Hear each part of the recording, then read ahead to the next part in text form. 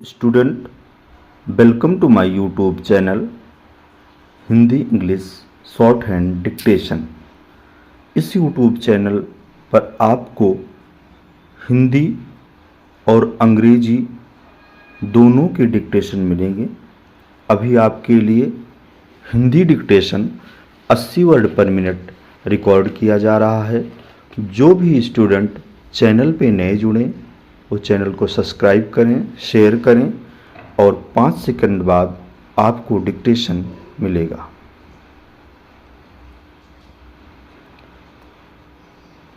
अमेरिकी राष्ट्रपति Donald Trump ने ईरान में सैन्य हस्तक्षेप करने के जो नए संकेत दिए, उससे यह स्पष्ट है कि वेनेजुएला पर हमले के बाद वे पूरी तरह से बेलगाम हो गए हैं।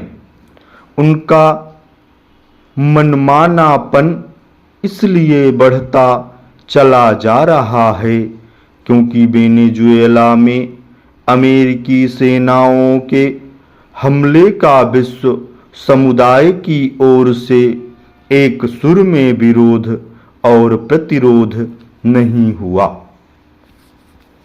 4 वर्ष पहले जब रूस ने यूक्रेन पर हमला किया था तो अमेरिका और उसके सहयोगी राष्ट्रों ने उस पर अंतर्राष्ट्रीय नियम कानूनों की अनदेखी करने के आरोप लगाए थे। पिछले 4 वर्षों में ये आरोप लगातार दोहराए गए हैं, लेकिन जब अब ट्रंप रूसी राष्ट्रपति पुतिन की तरह मनमानी कर रहे हैं, स्पष्ट है कि उनका रवैया विश्व को और अधिक अस्थिर एवं अशांत करने वाला ही है।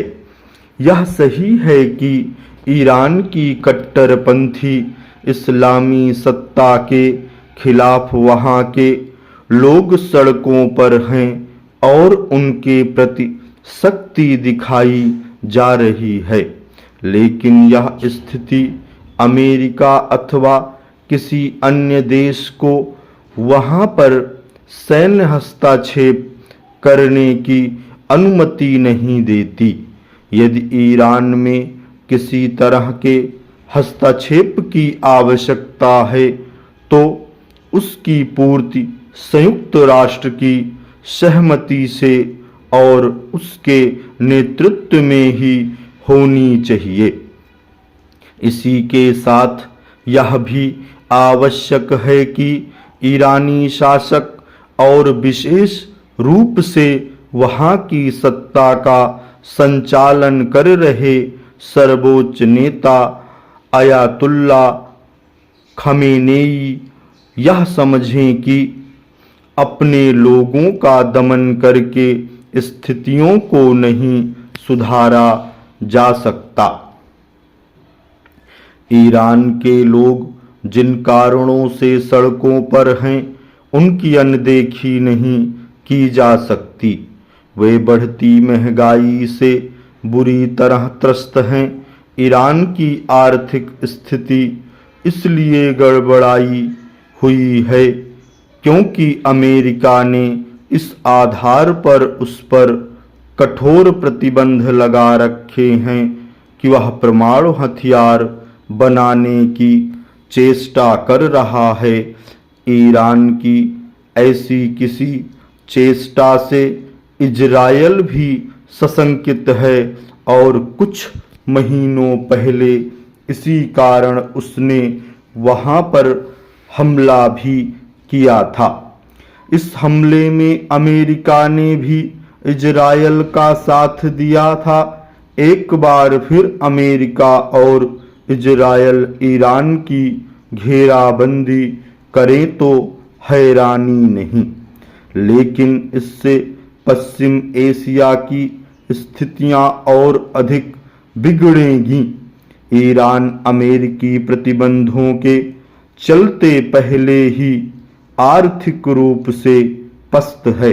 विडंबना यह है कि इसके बावजूद वह हिजबुल्लाह हमास जैसे संगठनों के साथ यमन के काबिज हाउती विद्रोहियों को आर्थिक एवं सैन्य सहायता देने में लगा हुआ है। स्वाभाविक रूप से ईरान की जनता उसके भी खिलाफ है। यदि ईरानी सत्ता अमेरिकी हस्तक्षेप से बचना चाहती है तो उसे अपने रवैये में परिवर्तन करना होगा। पता नहीं ऐसा होगा या नहीं, लेकिन भारत को ईरान के बिगड़ते हालात के प्रति सतर्क रहना होगा, क्योंकि वह व्यापक हित में निहित है। स्टॉप।